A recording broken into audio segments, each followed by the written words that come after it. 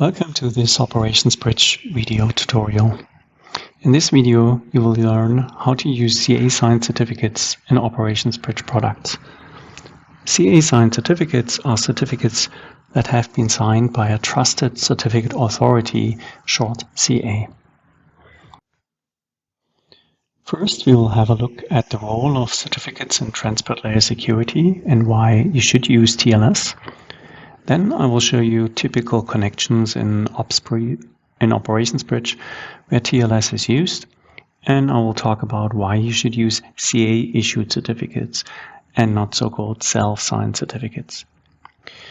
After that, we'll have a look at how certificates need to be created. In fact, you typically have to create a certificate request first that you then send to your CA, which signs it, creates a certificate, and sends it back to you. Therefore, we continue with what you should get back from your CA, and then the most important part is how to apply certificates. Here it is important to differentiate between applying a server certificate and trusting certificate authority certificates. If you learned just one thing from this presentation, then I want you to understand where to use a server certificate and where to use CA certificates. Afterwards, we'll have a closer look at some TLS details. And no Operations Bridge presentation about TLS can be complete without talking about the connection between operations agents and Operations Bridge Manager. So we'll have a look at that as well. You will then see two examples of applying server certificates and trusting certificates in Operations Bridge. And at the end, I will talk about a few common mistakes and how to avoid them. So let's start with why you should use TLS.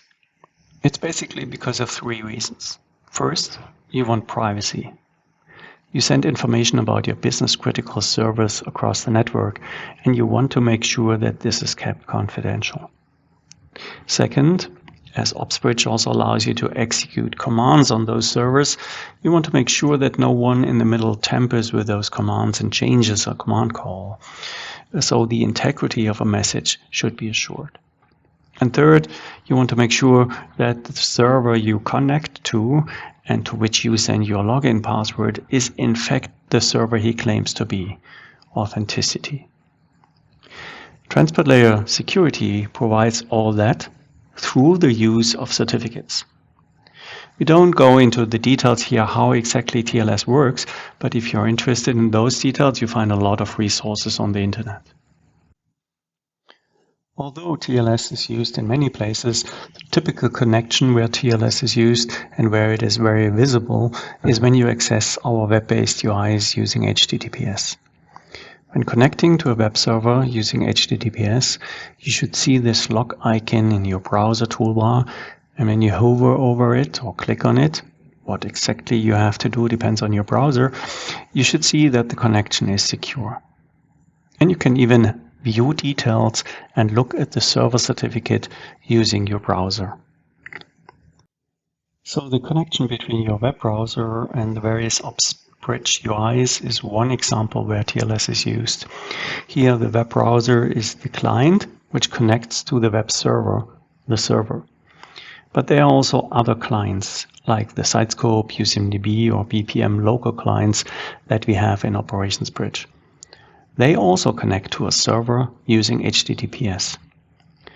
And then you could also write your own program using our REST web service interfaces or use one of our CLIs that connect to the REST web service interface on a web server.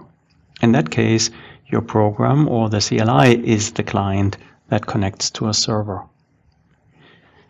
So what all these connections have in common is that a client connects to a server, and for TLS, the server needs to provide a valid server certificate. The client will then check if the certificate that the server presents was issued by a trusted certificate authority. That's the typical scenario where the server certificate was issued by a trusted CA. Let's look at why you should use those CA-issued server certificates. You should basically use these CA-issued certificates because of the trust they provide. The certificate authority is typically provided and owned by your company's IT security team or by an external well-known provider. They assure that server certificates are only issued to people or organizations that have a valid reason and can prove their identity. Instead of using CA-signed certificates, you could also use so-called self-signed server certificates. We offer to generate such self-signed certificates in some of our products. You will see that later. And it is actually not so difficult to create one yourself. You find all the steps in the internet. That's no secret. But these should be used for test or proof of concept installations only, because they have several disadvantages. The biggest one among those is probably that they cannot guarantee authenticity. Anyone can create such certificates. I don't go into more details here, but you can follow the link for more details if you want. Besides the lack of trust, there's another good reason to use CA-signed certificates, and that's the reduced setup effort. When all certificates of the different servers to which the clients communicate have been issued by the same CA, then all parties just have to trust this one CA, which simplifies product integrations. In the other case, with self-signed certificates, the integration is much more complex and introduces security risk. Also, when you want to use high availability solution for OVM and load balancers, then also there you can't use self-signed CAs certificates. Okay, let's now hope that you're convinced that you should use CA's issued certificates. So how do you get them? Before you request a certificate from your CA, you should review your OpsBridge product documentation or your DB vendor documentation if there are certain prerequisites that you need to fulfill. Here you see an example of our container deployment documentation that goes into the details what type of certificate you need to get. But it also tells you that if you are using a certificate authority which is a member of the CA browser forum, like VeriSign, then all of these are already fulfilled. But you should read on if you are using a CA provided by your company IT department and make sure that you request a corresponding certificate. Important, as this was not always the case in the past, is that the so-called subject alternative name extension has to contain the DNS name of the server that the client uses to connect, or a DNS name using wildcards. And if you have a load balancer in front of the application, then you should add the load balancer name there as well. Once you are clear regarding what the certificate should contain, you can request it.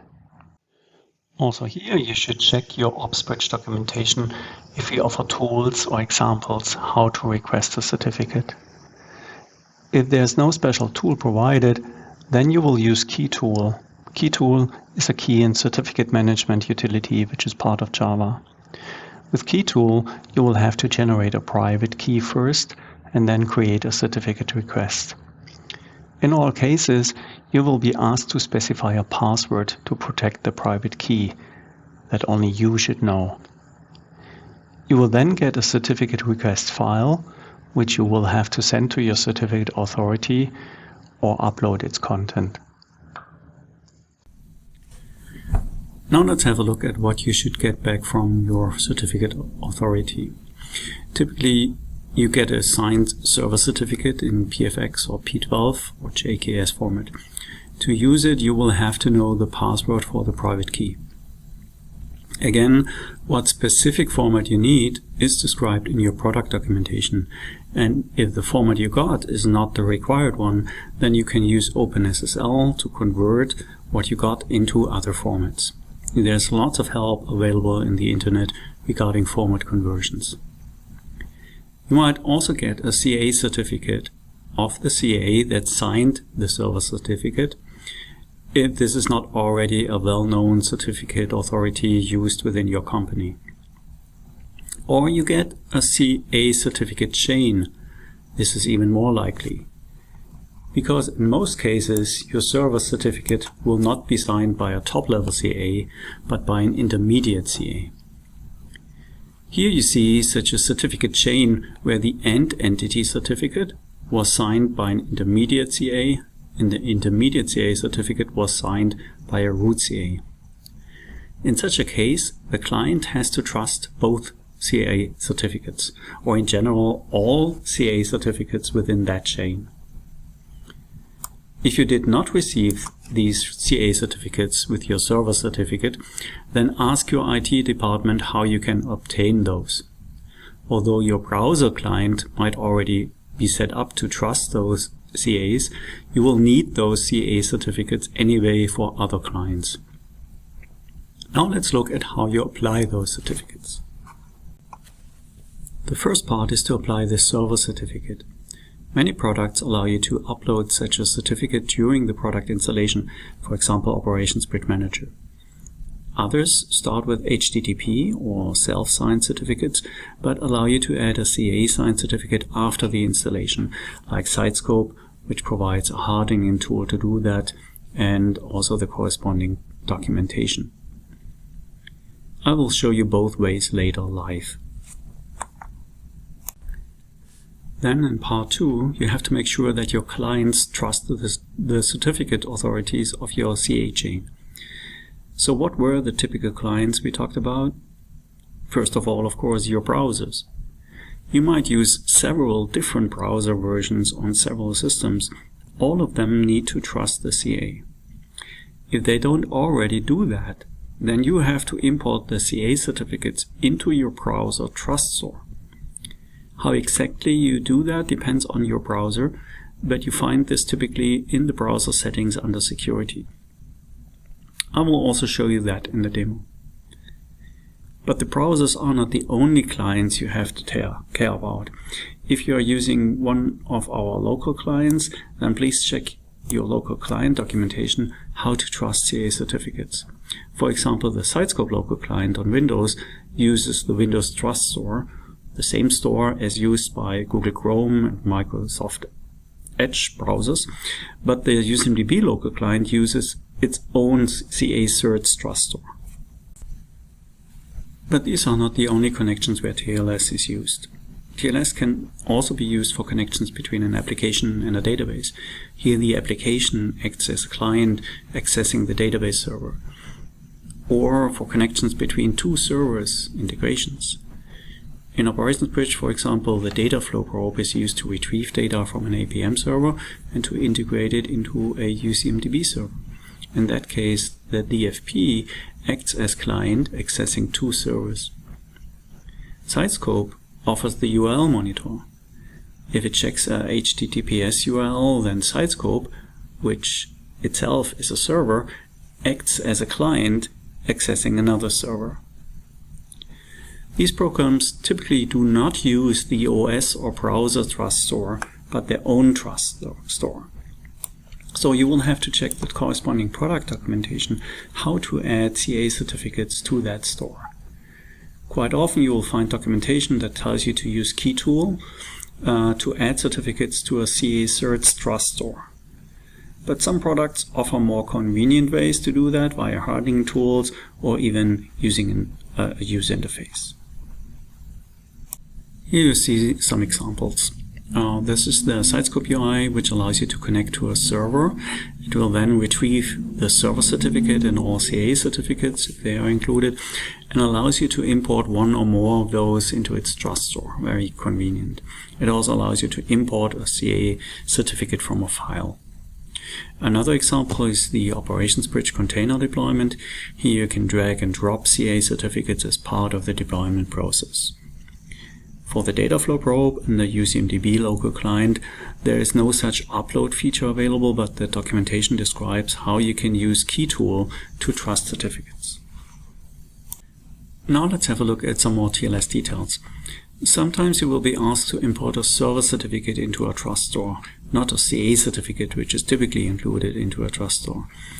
if a server certificate is added, then that means that a connection to that server only will be possible, not to any other server that might have a certificate issued by the same CA. TLS with client authentication. So far we have talked about server authentication only, where the server needs to provide a certificate. With client authentication, the client needs to prove its identity with a certificate as well. We'll see an example in a minute. And good to remember, certificates have a certain lifetime and will expire after the time. So make sure that you monitor that and renew certificates in time. TLS is also used for connections between operations agent and operations bridge manager. For this internal communication, we use client authentication. That means every agent needs to get a certificate. But you don't have to request certificates from your certificate authority for that, for the thousands of agents that you might have, as every OBM server comes with a certificate authority itself. This internal CA is used only for internal communication. So it is a closed public key infrastructure that we implemented here. But it also uses TLS, and also here certificates have to be requested.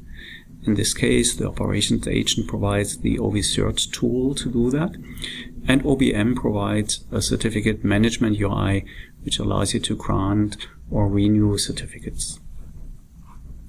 Now let me demonstrate how to apply and trust certificates. We start with OBM, and the second example will be with SiteScope. I followed the documentation and prepared certificates, requested certificates as described in the documentation. Here's what I got. I have a root certificate file for my root certificate. I have a certificate chain file with the root certificate in the last position. See that here we have a sub-CA and we have the root CA. And I followed also the documentation for OBM, where I need the certificate chain without the root. So I created that file as well. Here I have just the sub-CA certificate inside this file here. And I have the server certificate in P12 format. Before I can run the config wizard to import the certificate, I need to stop the server here. Stopped the processes on my gateway server, and then I run the config wizard. This takes a while to open, and then I go through it. I want to point you to the first section where you see something regarding TLS, and that's here in the database settings. Here you could use TLS and could connect to a database server to retrieve its certificate or import the database certificate from a file. So that are the options here, but we don't want to do that. In our case, we want to apply a server certificate to our gateway server. So we continue here and until we reach the TLS Setup section. Here you have two options. You can use either OBM generated self-signed certificates, but we want to use uploaded certificate that we got from our CA. So here we want to, in this case here, renew our certificates. We just browse for the new certificate file. In my case it's under root certs. I pick that P12 certificate file here of my server, and then in order to use it, I need to provide the password to the private key, otherwise you cannot use that file. So you have to provide that. Now it complains that cannot be validated using the current certificate chain. So we'll update also the server certificates, the CA certificates here. So the first field asks me to upload the root certificate, and in the second field here I can upload my chain without the root. And once I have uploaded them, the certificate was verified and valid, and I can continue. In this case I don't want to change anything else, so I just click next, next, next, and finish the config wizard, at the end you will see that there's a configure TLS step which passed and everything went fine, and I can finish and start up my gateway server again.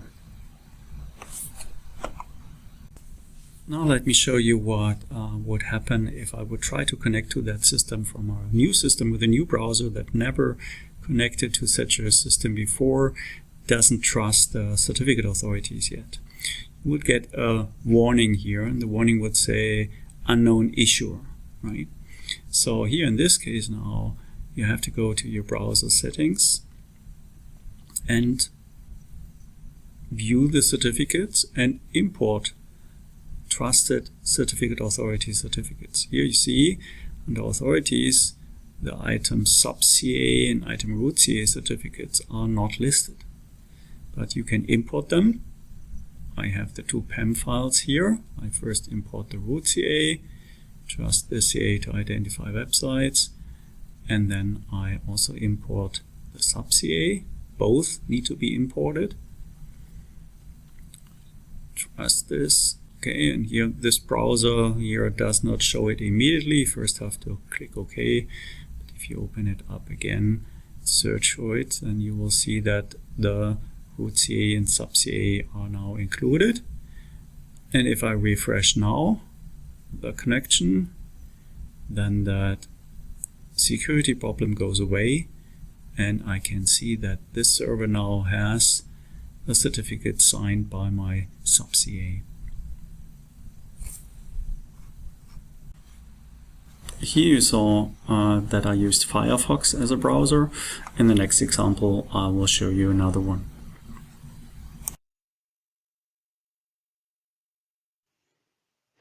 So let's have a look at an example how you configure SiteScope to use a server certificate. Here you see SiteScope after fresh installation. It's using HTTP. So you see the browser complains that the connection is not secure. You're connecting to the HTTP port 8080 in this case. Right? I also downloaded the local client already.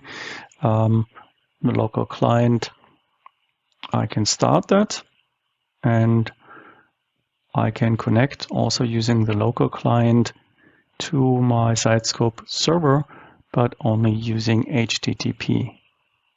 That means all traffic is unsecure, not encrypted, and you're using an unsecure connection between your SiteScope client and your server. But you would be able to connect and use SiteScope without a problem, but in an unsecure way. Now let's change that. For that, please use the SiteScope documentation. Here you find all the details about the hardening tool and how to run the hardening tool. I've read through that already, and I know that it is in this location here on the SiteScope server, and it's called run SSL configuration.bat. And I also prepared my certificates as the documentation told me. I have my SiteScope server certificate in a JKS format, and I have my certificate authority certificates. Now let me run the tool. Here it's asking me what I want to do. I want to do SiteScope hardening configuration. All the options are explained in the documentation. It's automatically creating a backup, so I give it a backup name, before TLS config. And then I have here the options. I use option 2, configure SiteScope to work over SSL. It warns me that it will override my server configuration. That's right. I want to do that. And now I want to import a server key store in JKS format, option 1. Now I have to enter the full path to the server key store. That's in my case here on my C drive in the certs directory. So I enter the path and the file name. And now it asks for a password of that key store. That is typically something that either you have used while you created the request or that your CA will give you. So you have to use the password. We did nothing special here. We used just the normal Java key store default password, which is always change it. And then I get here on the next question, there are 2 certificates in this Java key store. Which one should I use for my SiteScope server? In my case here, 2 is the right answer. I can give it an alias. I just keep the one it's proposing here. And now the tool asks me for the password of my trust store. And this password of your trust store is something that you specify during your SiteScope server installation. Again, you see here the default, but you might have changed it. And in my case, I used another password, right? So I have to specify it here. And yeah, that's now the confirmation that it was stored and the trust store was created successfully, although I get a warning here as well. Then I get follow-on questions, whether I want to use or enable more HTTPS features. Do I want to enable client certificate authentication? In my case, I don't want to do that. Also smart card enforcement, no, I don't want to do that. And then I get the question whether I would like to import CA certificates. In my case, I don't want to do that right now. Also, I don't have to do that really. FIPS compliancy, also something I deny, don't want to do that. And then here again, it asks me for the password for my SiteScope main trust store. Provide that I specified during the installation. And with that, the configuration is done. I can now quit the hardening tool. SiteScope SSL configuration has finished. And now I have to restart my SiteScope server. So I go to the services and to my SiteScope service.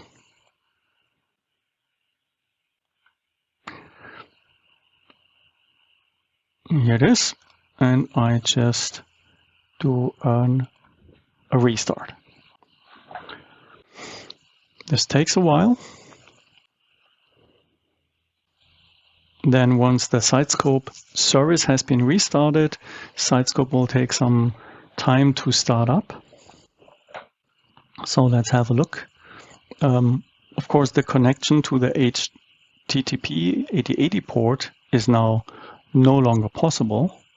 So we have to change this URL now to HTTPS and also change the port. Default port is H8443.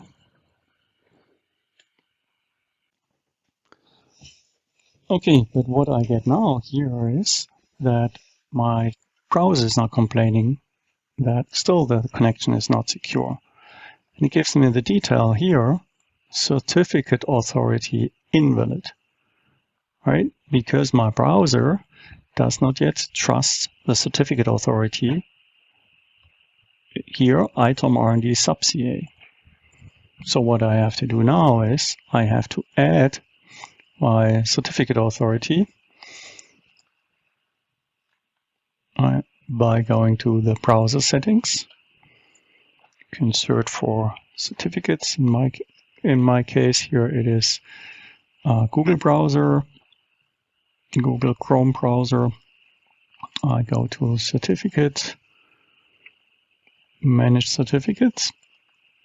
And this one actually opens up the Windows certificate store on my Windows system.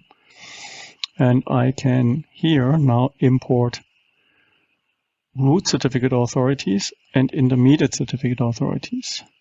So let me import my certificate authority files, which I have available.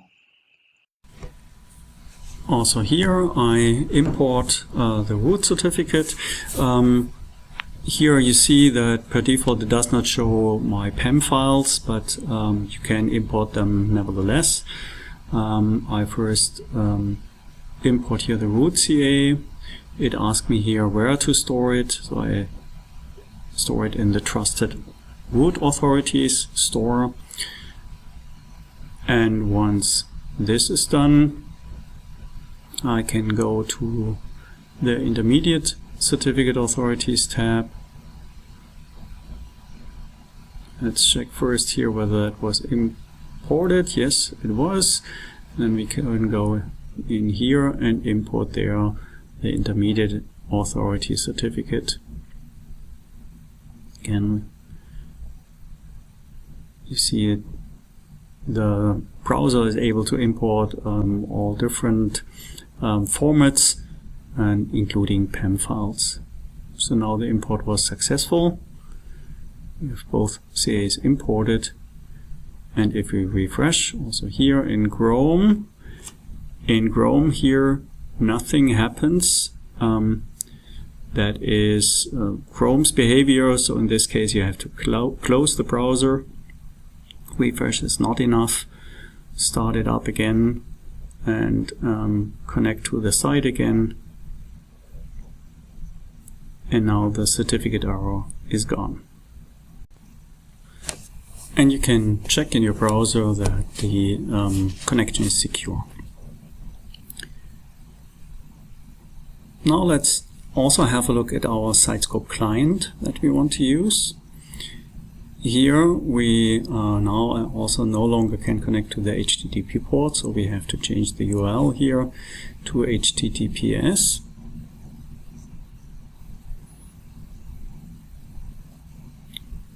Right, and it is able to connect. Notice that I didn't restart the SiteScope client. You can log in, but then you don't see anything. The Java applet is not starting up. So this is an issue because I did not stop the SiteScope client. So please stop it, restart it again, connect using HTTPS, log in, and then the Java client starts as well successfully. In this case, I did not have to import the CA certificates anywhere into my SiteScope client, because the SiteScope client is actually using the same trust store that my Google Chrome browser is using, and that is the Windows certificate trust store. And there I just added the certificates because of my browser problem, and with that I also added them for my SiteScope client. So after you have seen these two examples, let me now talk about some common mistakes and how to avoid them. Please make sure that you follow our product documentation regarding formats and location of trust stores. There are multiple trust stores on your systems probably, and you really have to make sure that you insert the CA certificates into the correct trust store. Also make sure that you use the correct format. If you don't have a P12 format and you just got a server certificate in CRT format, and you should also still have your private key in a PEM format, then you can use the conversion tools to combine the server certificate and the private key into a P12 format. Another common mistake is that the certificate chain is specified in the wrong order. So you have to make sure that the chain file begins with the intermediate CA that has issued the server certificate, and then contains the follow-on intermediate CAs, and with a root CA at the very end. This is the sequence that you must follow, unless the root CA has to be provided separately in a separate file, as you have seen in the OBM example. Another common mistake is that you forgot to update all your clients, right? You have updated all your servers, maybe also your browser, but not the integration hub or the data flow probe that also act as clients and might have to be updated to get new CA certificates. And let me add one more tip for people that are using load balancers. There it makes sense to put both the physical domain name and of the system and the load balancer domain name into the subject alternative name of each server certificate, because then you can easily check to which physical server you are connected to, or the load balancer has connected you to, by looking at the show certificate details in your browser. You will then see, am I connected to my browser, my first gateway or my second gateway, just by looking at the server certificate that is presented. Another tip, please be careful when editing files using cut and paste. You should really make sure that there are no additional blank lines or space characters at the end of certificates, after an end certificate line, and also when you copy something from Unix to Windows systems, make sure that the line end format is correct. That can cause problems when you import certificates. So let me summarize. Important to note is that server certificate that you use in the OpsBridge solution should be signed by a trusted CA. That's a best practice because it simplifies the setup, it reduces the effort when integrating products and also when renewing certificates. The server has to get the server certificate and the clients have to trust the CA certificate chain. How to trust CA certs might differ from client to client, so you have to look at your specific product documentation to find out how to do that. If you want to learn more about TLS, then there are lots of resources available on the internet. And if you want to learn more about applying certificates in our Operations Bridge products, then please refer to the corresponding product documentation on our documentation portal.